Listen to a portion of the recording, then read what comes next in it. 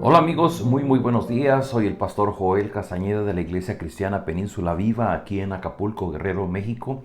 Y seguimos compartiendo con ustedes porciones del Apocalipsis. Así que le invitamos a que si usted es bendecido con estos devocionales, usted pueda unirse a nuestro canal en YouTube o a nuestro canal en Facebook bajo el nombre de Península Viva Acapulco. Y si usted gusta darle la campanita o darle me gusta, para que pueda ayudarnos a prevalecer en las redes. También le sugerimos que usted pueda compartir con sus amigos, con sus familias que no conocen del Evangelio y que a través de este material puedan hacerlo. Se ha dicho que Apocalipsis es un libro, es una revelación que le fue dada a Juan para poder compartir con los creyentes del primer siglo, creyentes que estaban pasando un tiempo difícil de persecución. ¿De qué manera la revelación que Juan recibe va a darle a los creyentes del primer siglo consuelo y fortaleza en medio de tiempos difíciles? ¿Y de qué manera nos dará consuelo a nosotros? Bueno, hoy vamos a ver un ejemplo de esto, cómo lo hace la revelación de Apocalipsis, cómo nos da ese consuelo y fortaleza. Voy a leer para ustedes en el capítulo 4, los primeros versículos del capítulo 4, y dice: después de esto miré, y allí en el cielo había una puerta abierta, y la voz que me había hablado antes con sonido como de trompeta me dijo: sube acá, voy a mostrarte lo que tiene que suceder después de esto. Al instante vino sobre mí el Espíritu, y vi un trono en el cielo y a alguien sentado en el trono. El que estaba sentado tenía un aspecto semejante a una piedra de jaspe y de cornalina. Alrededor del trono había un arco iris que se asemejaba a una esmeralda. Rodeaban al trono otros 24 tronos, en los que estaban sentados 24 ancianos, vestidos de blanco y con una corona de oro en la cabeza. Del trono salían relámpagos, estruendos y truenos. Delante del trono ardían 7 antorchas de fuego, que son los 7 espíritus de Dios, y había algo parecido a un mar de vidrio como de cristal transparente. Claro, a través de su lenguaje figurado, nos es revelada una realidad que nosotros no conocemos, que ni siquiera podemos imaginar. Y en palabras humanas es puesto, nos es declarado algo de lo que hay más allá de nuestra imaginación, más allá de lo que pueden ver nuestros ojos, que es el lugar donde Dios habita. Y la primera cosa que dice en este pasaje es que había una puerta abierta y una voz le dijo al apóstol Juan: ven, sube, porque voy a mostrarte lo que tiene que suceder después de esto. Esto de voy a mostrarte lo que tiene que suceder habla precisamente de la revelación de Dios. Queridos amigos, primer punto de esta reflexión es que hay una realidad que nosotros no conocemos. Nosotros conocemos lo que nuestros ojos ven, lo que nuestras manos palpan, lo que es el mundo que nos rodea, lo que ya hemos visto, tocado, oído, olido con nuestros sentidos. Ese es nuestro mundo y es lo que conocemos. Pero hay una realidad que nosotros no conocemos, no la hemos visto, no la hemos olido, no la hemos palpado, que tiene que ver con una realidad donde Dios está, donde habita nuestro Dios. Y el Apocalipsis es un libro que nos es dado para hablarnos de esa realidad donde Dios está.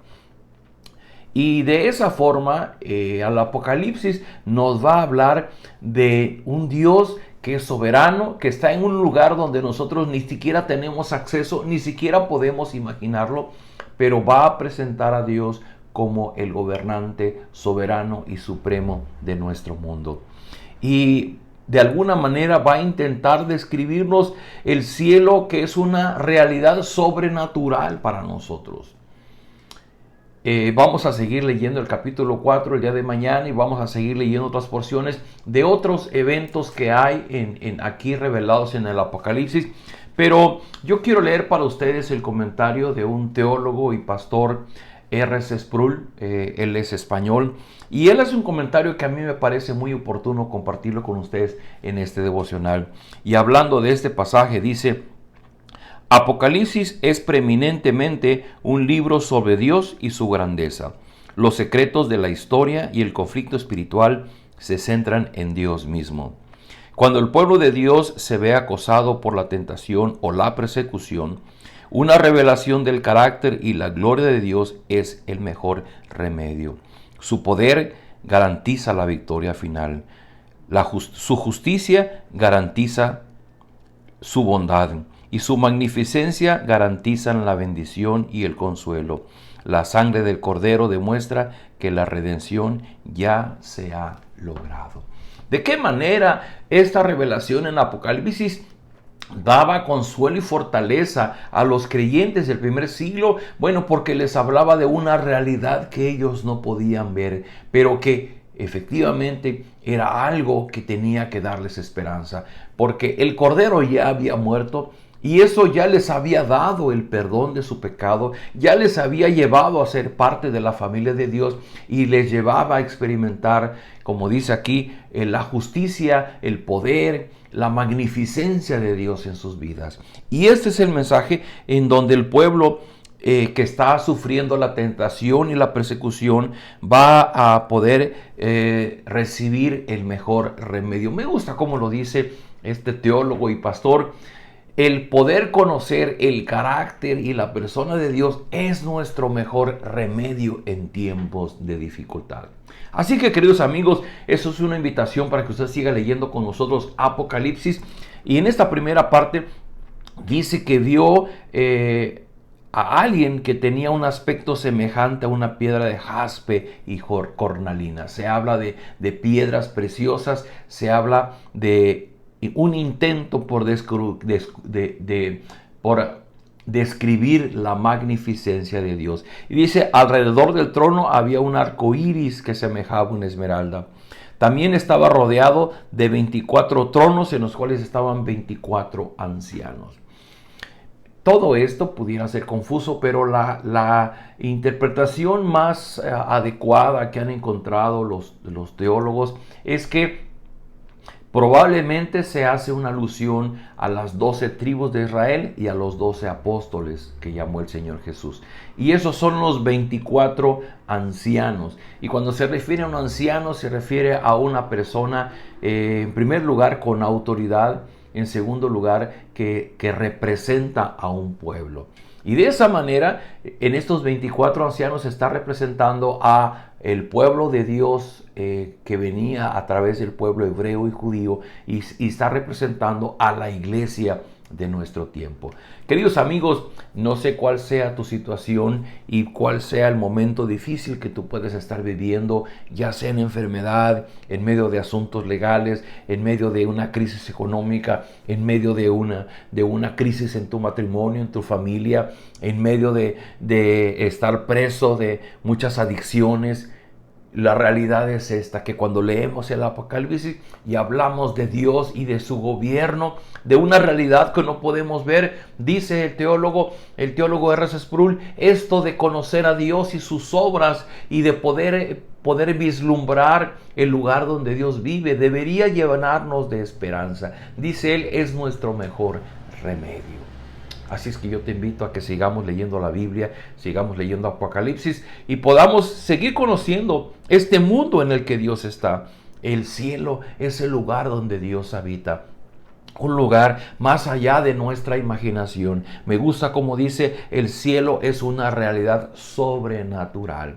No la conocemos, no la podemos siquiera imaginar. Y lo que vemos aquí son pequeñas ideas de cómo se describe. Pero todo esto tiene que hablarnos de un Dios soberano que está en control de la historia, que la historia del hombre inicia en Dios, que la historia del hombre termina en Dios. Así es que oremos y confiemos nuestra vida a Él. Padre Celestial, gracias por la lectura de Apocalipsis y la manera como a través de Juan se nos da una ligera idea del lugar donde tú habitas.